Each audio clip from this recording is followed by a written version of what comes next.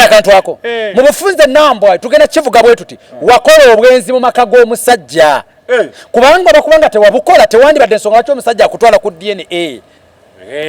laba nnono kitegeeza kisoboka okubanga wabukola naye ne weekuuma n'otafuna buki lubuto kubanga DNA bwe ziba zikomyewo ng'omwana wa Ssuuna kitegeeza kiyita kijjawo nti olabika mukola ki kitegeeza sobanga wabikola olusi ne bikomawo results nga munnange weekuuma tiwafuna lubuto okategedde so mu mbeera eno bigwerawa Nambwayo intention to sue Bina baby agamba musiba nawe wanaba teyegendereza binajja bivaamu nga musibe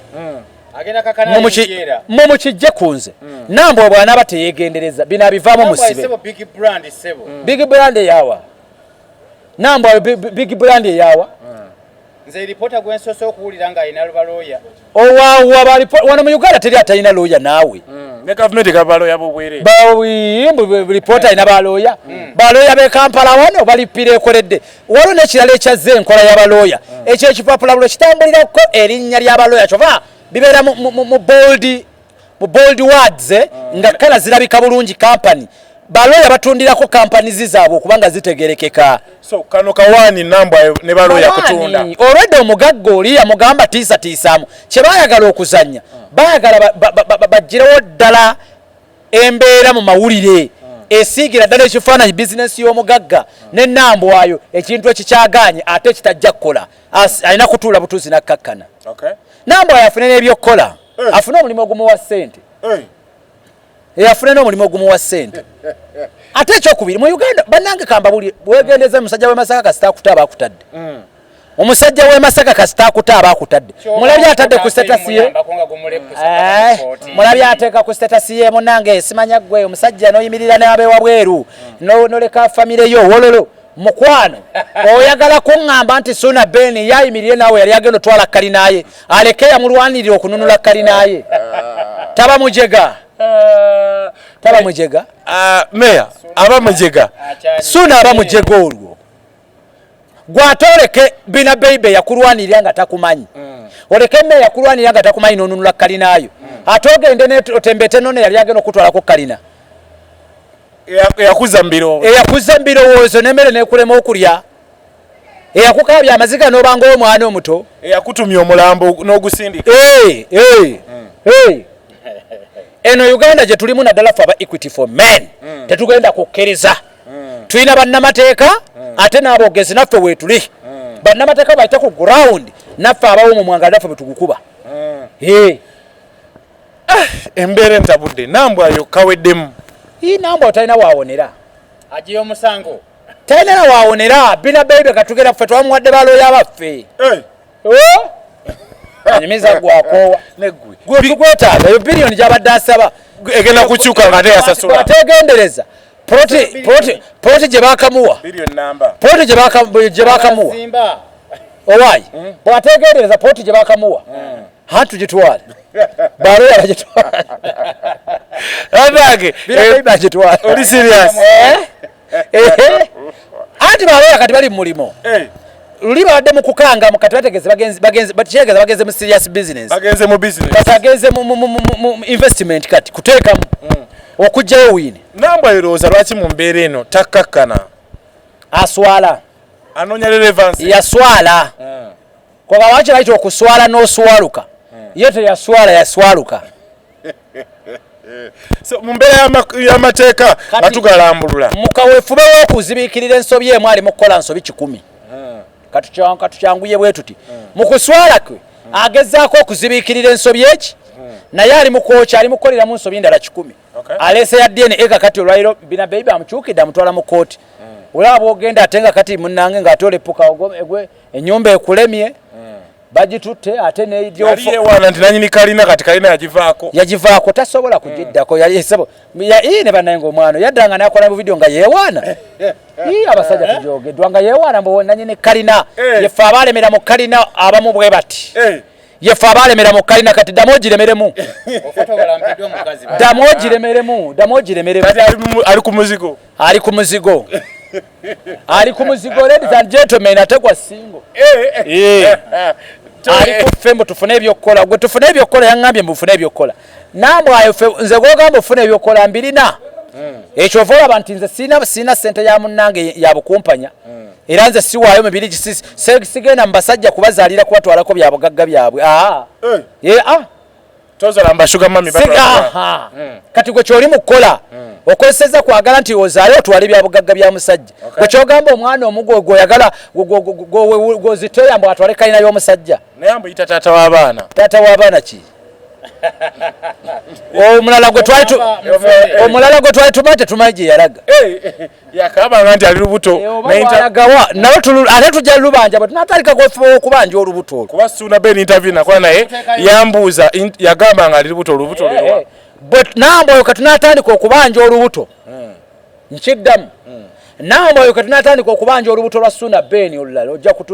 kajja kujjuutuka anti tutadde ku pressure eya DNA kanaffe tugenda kubanja olubuto lwaffe anti mwamuteekako stress nebikola ki tunakyatukirugambe nti lwavaamu tukitegeere Meya tutunuulire embeera eno yona bwetambula olowooza lwaki Nambwayo alemera ku Bina baby ku bantu bonna abaze batunuulira ensonga eno Nambwayo kati alinga musota mulumeko kati era kati yenna kati gwayinza okutomeramu eno struggle akwawuluza mu bibiri wakutomera ng'oli mutiiti akwawuluza mu bibiri yategedde nti Bina baby mukyala munna ajja kuleppuka naye naye Bina baby yasanze bali abakazi ba mafiya b'e Kampala naye nga tazanyi mwe Bina baby gwe muyite omwangu mukadde takugamba kya mukadde oyo mutwe kati otandikirewa Bina baby entwalo ze balwanyi wano Kampala obizimanyi aba bakyala ze balwanyi wano e Kampala fe tukuze tulya Bina baby akawumbi yali tayagala nnyingi akawumbi yayagadde kanji balooya be bamucamukirizanye damage ki linnya ki lye bamwonoonedde nammwe Nambwayo yani abadde amanyi akola ku TV kimbu programu yino tekyalabwa balabi Meya ng'okubye nnyo kale munnaye bamwonoonedde erinnya mu programu ye ku TV tekyalabwa bwa munnange alina kampani bweti bu kampani ye yagudde munnange oli mukweza smart protecting linnya lya mwana wange olwedde oli mukubyongerayo kati omwana otagenda kuzaalibwa nga awulira tumwogerako bino byote bimukosa zensonga mawulire zanye ensonga zona teziri mawulire yagamba ndi mupangisa ndi mumuzigo mundeeba yali anzise yali ankutudde naye kase naye yaguze mumuzigo teyakuleka lyesanyu otegerera yali muzigo naye ali muzigo akanyagamba bantu nti basiyewo amabuloka tetulaba amabuloka ge bazimba kozira yali muzigo kati kwe yakubira ddala ku mutwe naye nga mu byonna tukkiriza omukyala Nambwayo yekkakkanya omutima kalinayo twagimugjeemu era ku Easter Monday tugenda kuba ekivulu twakituumye kyapa mu ngalo ku jogies ekivulu twakituumye kyapa mu ngalo era Nambwayo tugenda kuba tuli enkoko awo mbuzi atugenda kukola effujjo lingi ku lunaku olwo ku Easter Monday ekyapa mu ngalo kati Nambwayo beera mu muzigo ogwo kakkana obuyambe tujja bukusanzaayo temumuzimbire Suna yabyegaana tebagamba tabimanyi endagaano ezaakolebwa tebiriimu ebyo mu ndagaano ezaakolebwa tebiriimu